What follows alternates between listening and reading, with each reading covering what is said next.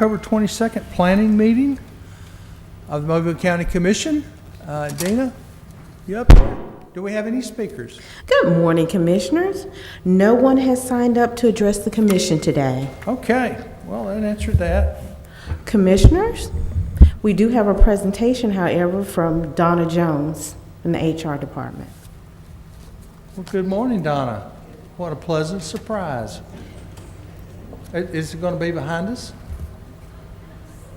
Okay, well, let us move so we can actually see it.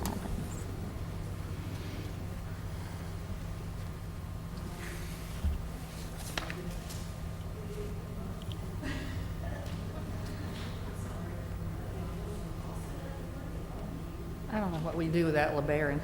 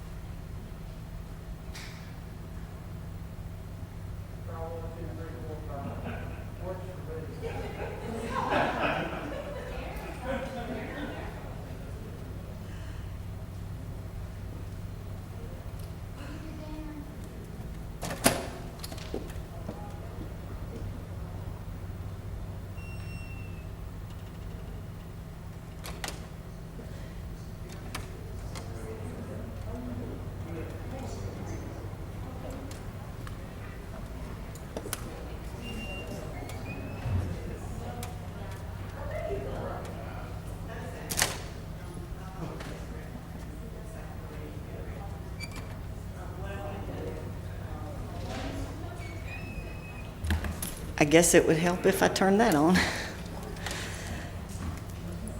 What I would like to talk about is agenda item number 19, and it's a request to approve providing the Tier 2 employees the Tier 1 RSA retirement benefits. And I would just like to give you a little more information about that. So have a little presentation. I'll give you a little history. First, in 2011, legislation was passed that increased the employee RSA contributions from 5% to 7.5% for regular employees and from 6% to 8.5% for law enforcement employees. And Tier 2 participants were created at that time too. Local governments at that time were given the option to pay the additional 2.5% for current RSA participants so that their contribution rates would stay at 5% and 6% for law enforcement employees. And at that time, the County Commission made the decision to absorb that extra 2.5% for the Tier 1 employees and have been doing that since 2013. The Tier 2 participation was created for employees that were hired after January 1st, 2013, and making their contribution rate 6% and 7% for law enforcement. And it also changed their benefits that when they retired. There has been a lot of talk over the years about making or providing the Tier 2 employees the Tier 1 benefits. And in 2019, an act was passed that will allow the counties to elect to provide the Tier 1 benefits to the Tier 2 employees.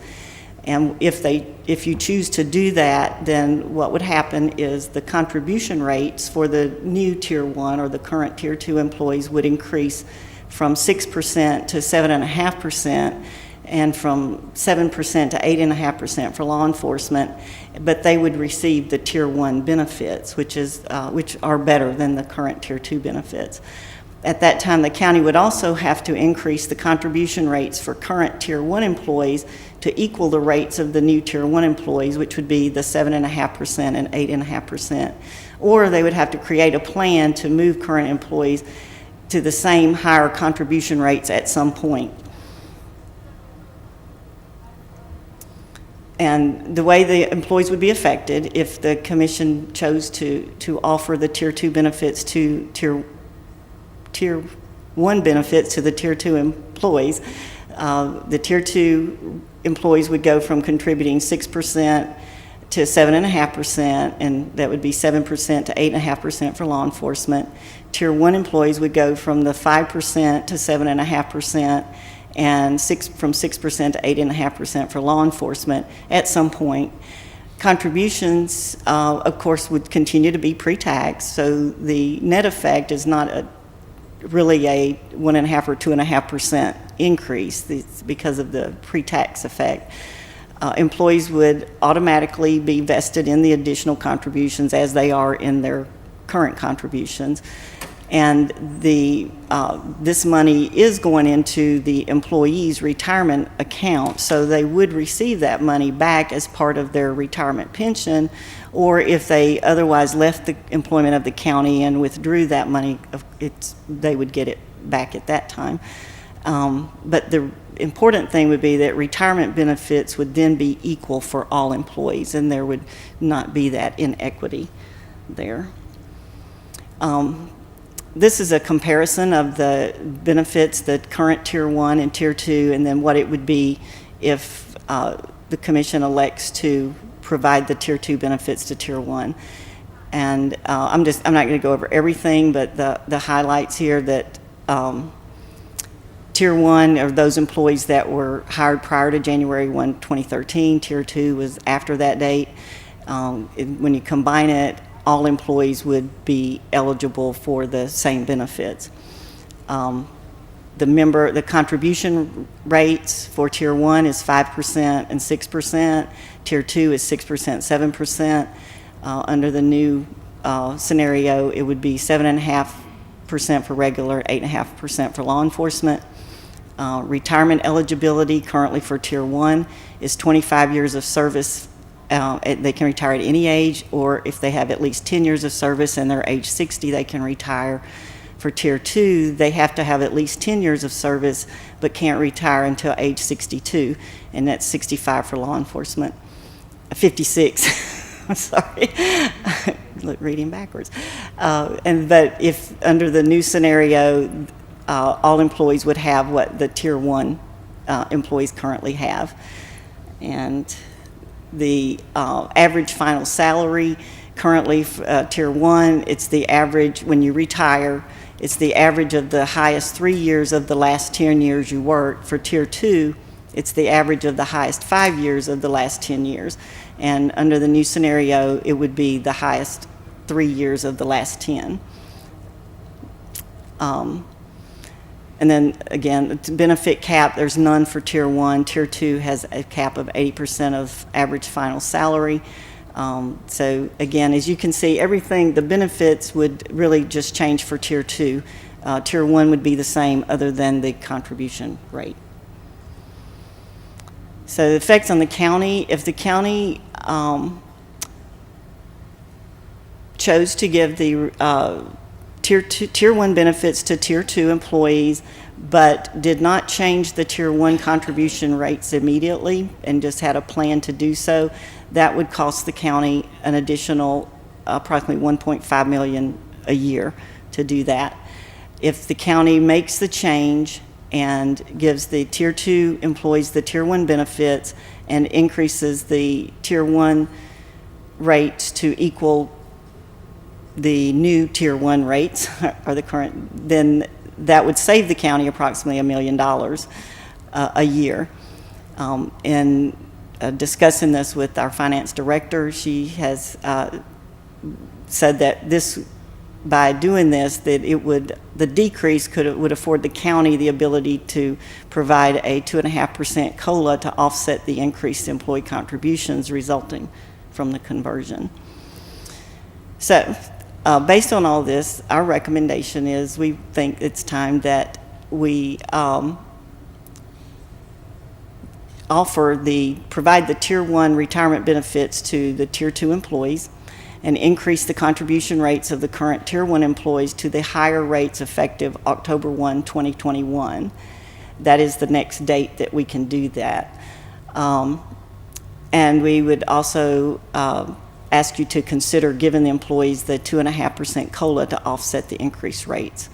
And we do believe that this would give the county, improve the county's ability to hire and retain quality employees. But most importantly, it improves the equity in our employee benefits from the retirement plan. So that's my presentation. And do you have any questions? And what would the cost of the 2.5% COLA be? What amount would that be? The cost of the 2.5% COLA would be approximately $1.6 million, so it would cost the county an additional $500,000 approximately. But from the budgetary effect, there would not be a budgetary effect because we have sufficient funds within the budget to absorb it. And I think other governmental entities, I think that the city, Excuse me, Commissioner, could you speak into the mic, please?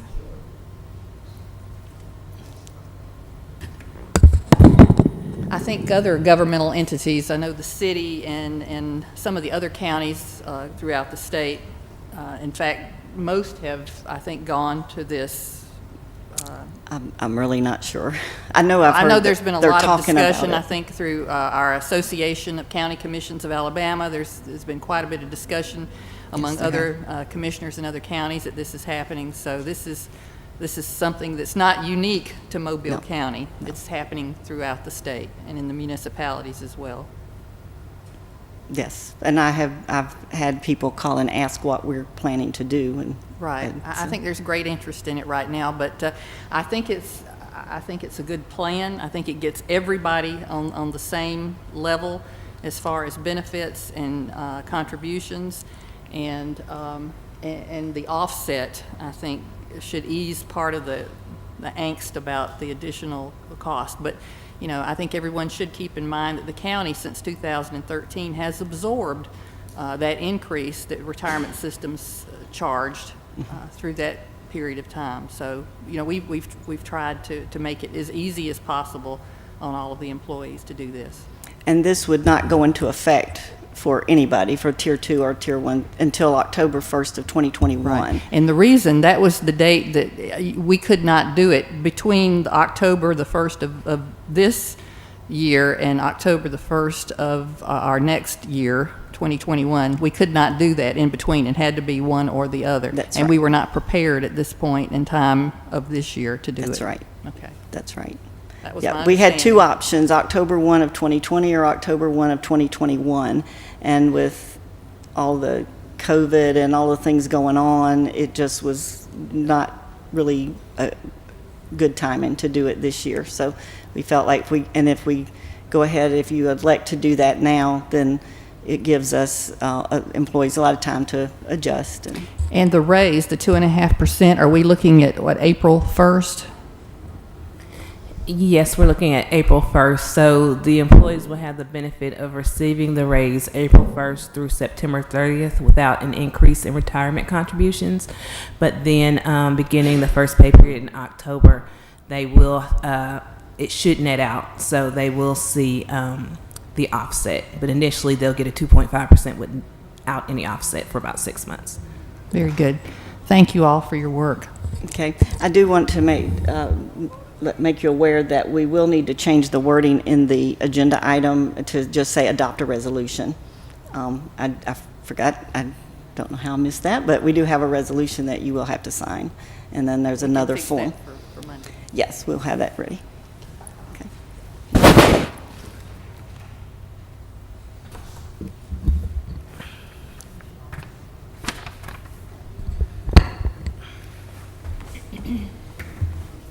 It's not an easy thing to explain, is it? A little bit complicated. All right, we have any other speakers? No, Commissioner. All right, thank you. Are you stuck with the task today? Yes, All they'll be right. gone Monday, so I just want to have a dry run. Okay, well, Okay. Item number 1, consider approving minutes of the regular meeting of September 14, 2020. Number 2, consider approving list of claims. Number 3, consider holding a public hearing to consider the recommendation from the Small Business Relief Grant Program Committee to award a grant to one local business. And- Number 4, consider awarding of a grant funds to the following business. Hold on one real quick. I saw David Rogers walk in. David, did you want to speak on that, or are you okay with just? Well, if you'd like to take 30 seconds and just reiterate what we're doing here, we'd appreciate it. Absolutely. Thank you, Commissioner. And really, I wanted to be here today to kind of really talk about the entire program. As you know, this is our last company that will be coming before this commission for approval for this. Navco Pizza will be our last company. So it's been a very, very successful program. And again, your leadership in thinking through this has to date helped out 115 companies. That's received $934,000 worth of grants. That's an average grant size of just over $8,000. Total employees affected by this is north of 700. Wow. So 700 local people that have helped to get through this pandemic through for some small business aid. We did have about 221 applicants. The remaining applicants that did not receive funding were for a number of reasons. Either they did not be able to substantiate the loss that they received during COVID, but many of them had received other forms of help. And so it's great to see that what we were able to help out with our grant were companies that were not able to find other sufficient means to help them out during this pandemic that nobody asked for. So again, I just applaud this commission and your leadership to kind of look at this. I also want to take this time to publicly thank Chris Mayfield. He serves as our director of existing industry on my team at the chamber. And Chris has been a real glue for this program for us with the committee, the volunteer committee that was formed for this. And again, I want to thank the volunteer committee for their time coming together multiple times a week to review applications with us, to go through parameters and understand how we can positively help these companies and provide recommendations to this commission for approval. But again, none of this would have been possible without your foresight and leadership for this. So we appreciate that, and I'm happy to answer any questions. Thank you, David. And again, let me reiterate how much we appreciate the partnership of the Chamber in making this happen.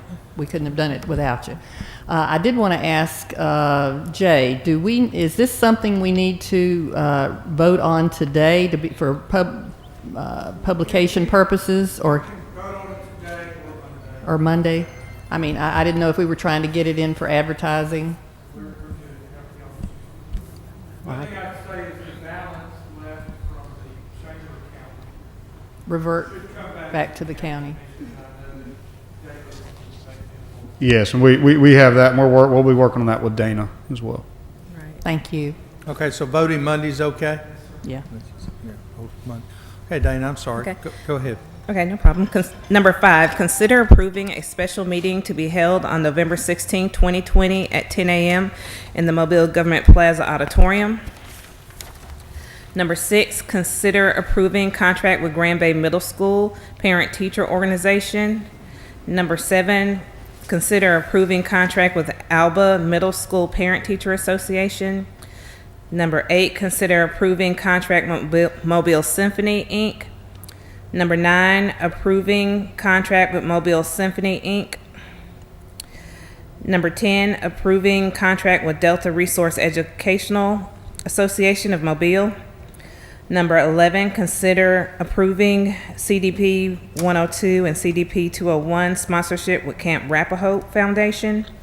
Number 12, consider approving sponsorship with Mobile Bay Area Veterans Day Commission. Number 13, consider adopting a resolution authorizing requests of county garage to dispose of certain items from fixed assets inventory. Number 14, consider authorizing a request of county garage to sell the surplus vehicle.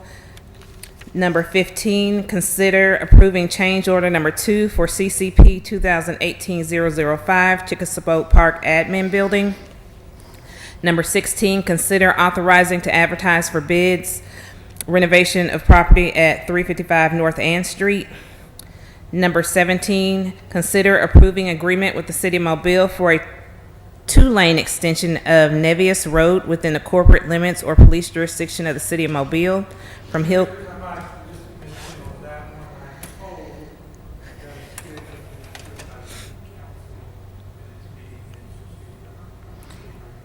And again, what is the total cost of this project? Mr. Kelly can tell, I think it's roughly $5.4 million. That's very close, 5.3, 5.4 is our current estimate for the total cost of the project. And the sources of funding?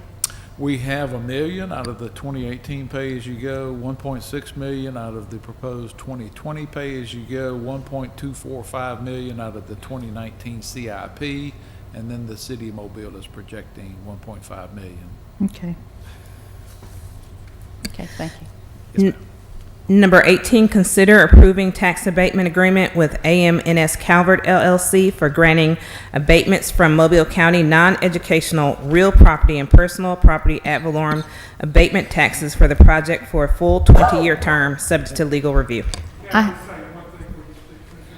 I think technically that word should be, the county will grant years 11 to 20 for a full 20 delay. The IDB approved 2010 last week. David Rogers here to speak on it, but I think for clarification, I'll make that change. It should be for years 11. Okay, that's all right. I did have a Mr. Rogers here, if anybody has any questions. I did have a couple of comments on that one, and of course, we are more than happy that AMNS Calvert is making a major investment in our regional area, and appreciate that. And of course, we want the jobs. We always want the jobs. And I think this is about 200, if I'm not mistaken, 200 jobs.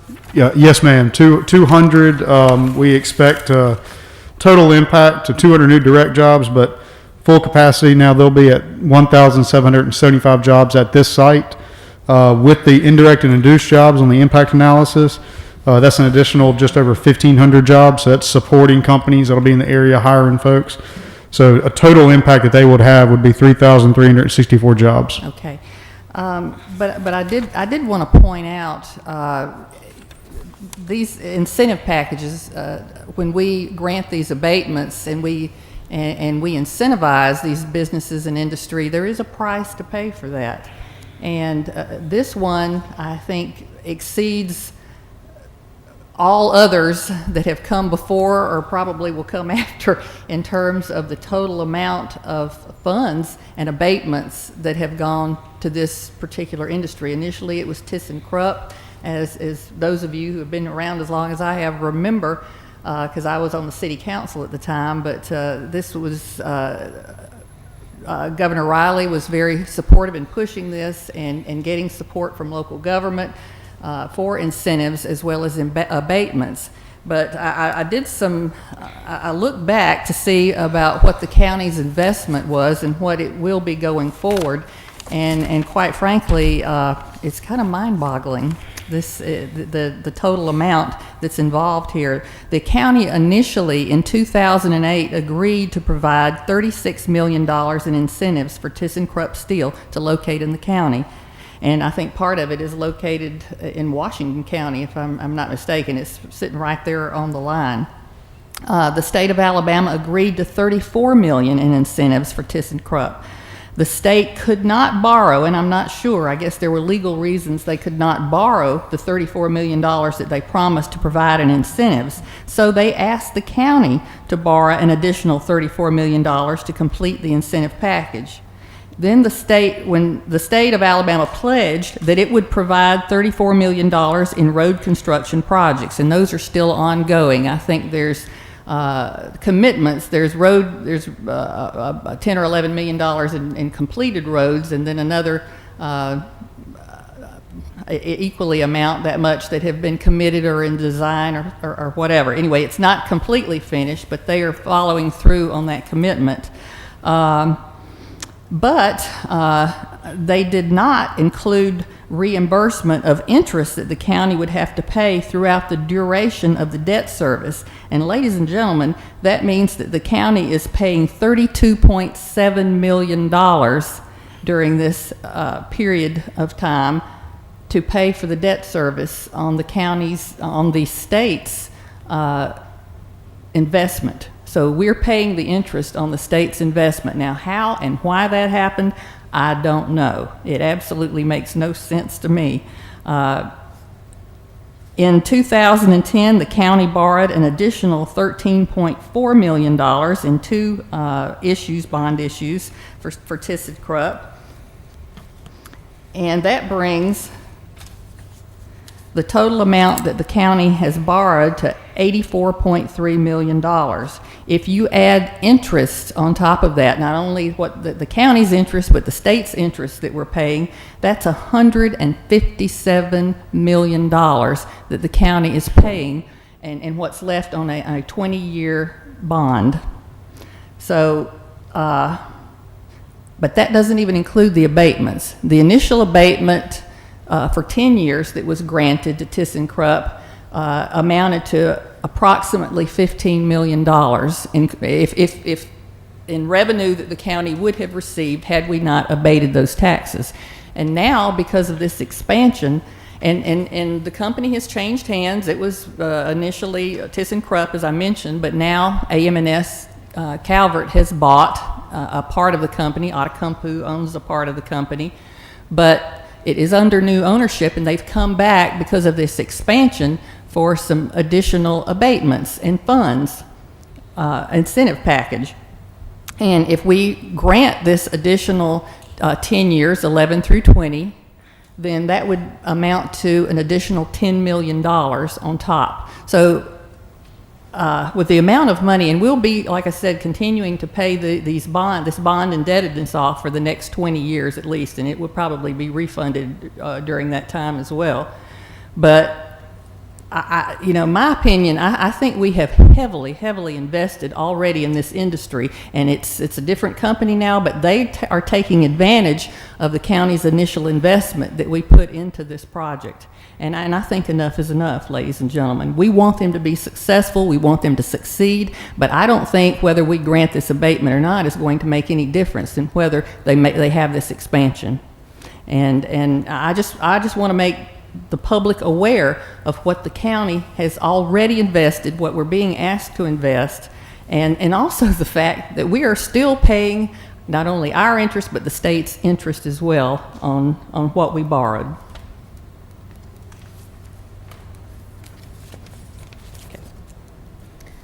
I'm done. Okay. Number 19, consider adopting a resolution approving Tier 1 benefits to Tier 2. Number 20, consider approving contract with Omega Community Outreach.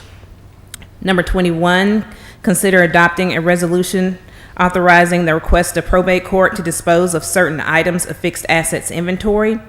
22, consider approving contract with the Board of School Commissioners of Mobile County to benefit Dauphin Island Elementary School. Number 23, consider approving to amend the contract with WAS Design, Inc. to add construction, engineering, and inspection services for the construction of Phase 1A of Escataba Hollow. Number 24, consider approving sponsorship with Dauphin Island Heritage and Arts Council. Number 25, consider approving amendment to appropriation contract with Young Leaders of America. Number 26, consider authorizing advertising a request for proposals for development of a Mobile County Park System Master Plan. Number 27, consider approving lease agreement with City of Mobile related to the city's occupancy of Government Plaza at an initial rate of $1.5 million for a period of 5 years, commencing October 1, 2020. Can I just say one thing on that? This is still in a state of flux. Hoping to get more from it. We submitted a draft agreement citing that. We add that the draft proposal also included the county's right to make adjustments upward or downward each year if we choose to, depending on how the actual expenses go preceding 12 months.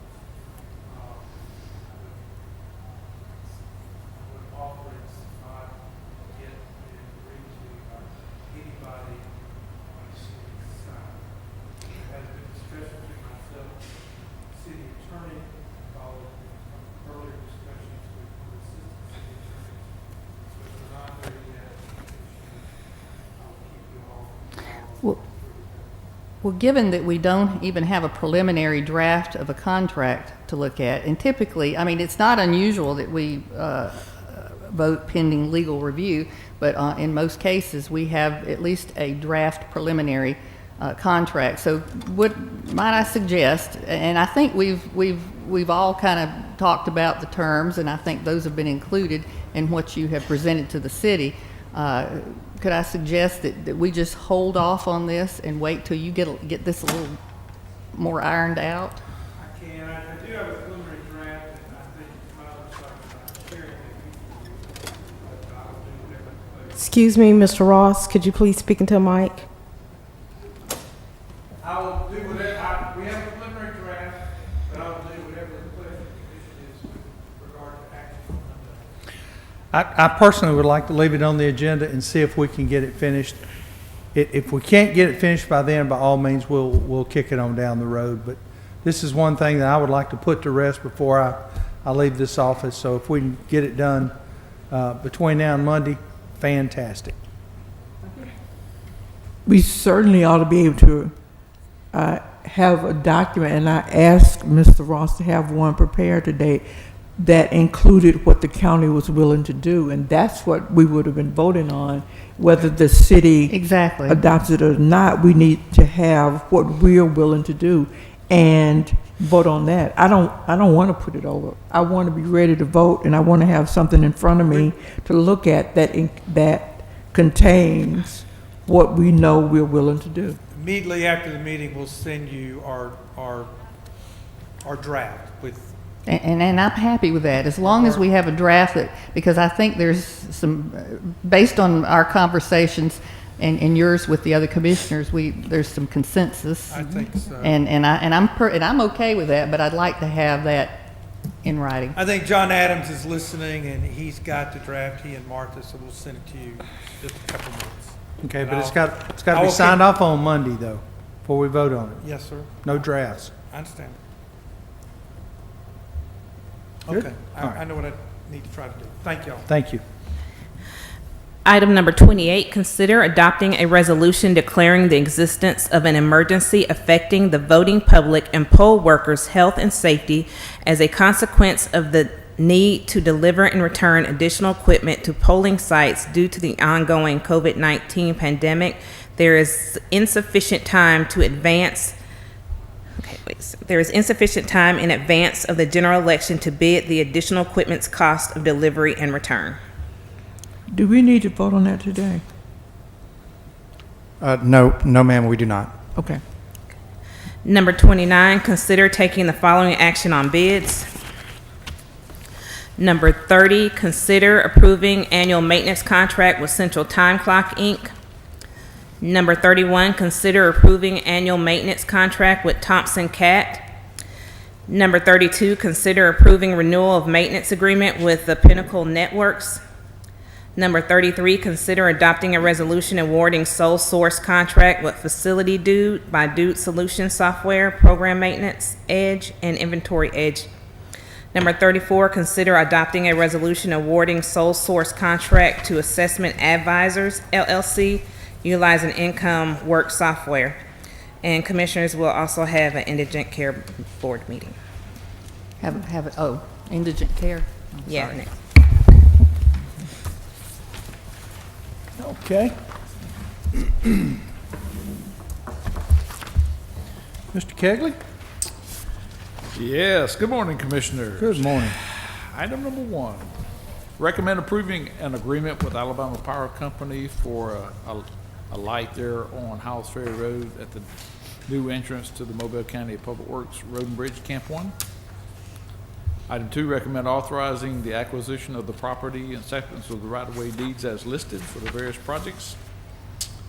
Item 3, recommend approving the pre-application for federal assistance for the Jeremiah Denton Airport, and also approving a resolution requesting 5% funding from the state, and this project will be to replace the bulkhead, phase 1, and then remarking the runway at the Jeremiah Denton Airport. Item 4, recommend awarding the bid for our Solly Road project to Mobile Asphalt Company. And Commissioners, this is our second Rebuild Alabama project for the FY 2020. Item 5, recommend approving supplemental agreement number 6 with John G. Walton for the Mobile County Soccer Complex Phase 1. Item 6, recommend adopting resolution setting the following speed limits as listed. Item 7, recommend approving right-of-way agreement for track 12 and track 15 on one of our 2018 pay-as-you-go projects. Item 8, recommend approving preliminary and final plat of Jockish subdivision, that's in Commission District 2. Also approving preliminary and final plat of the resub of Lot 6 and 7, Roan Estates, that is in Commission District 3. Approving the preliminary and final plat of Roberts Field subdivision, which is also in Commission District 3. Also approving preliminary and final plat of Nelson Farms, which is in Commission District 3. Item 9, recommend approving final plat of Amelia Lake Phase 5 and accepting the road rights-of-ways for maintenance. Item 10, recommend approving accepting hold harmless and indemnity agreement for the use of county equipment from the city of Sims. And item 11, recommend approving annual work order to provide labor, equipment, and materials for the Cody Road Boys and Girls Club. Commissioners, that is currently it. I have a question. On 5E, the John G. Walton contract on replanting and restaking trees. Yes, ma'am. Estimated amount $660. Now, and you can answer this, is my understanding was that those trees that were blown down, were still in the area that's controlled or under contract by John G. Walton. So the county is having to pay for that? I didn't think there would be any cost to the county on replacement. For the replacement of the trees, there is no cost. This is just strictly to go in there and to get them back into their original state. And also, if they're dead or dying, the replacement of that is at no charge. This is just to take the existing trees and get them back to where they were prior to the storm. So we're bearing the cost on them doing that, but if they have to replace them, they're paying for it? That's correct. If it requires replacement because it's dead, they're doing that at their expense. This is just to go in there and get everything back to where it was prior to the storm. It's $66 a tree on average. Yeah, I just misunderstood in our previous conversation. Thank you. Okay. Okay, do we have any other business? All right, see you Monday morning, bright and early. Everybody have a good weekend.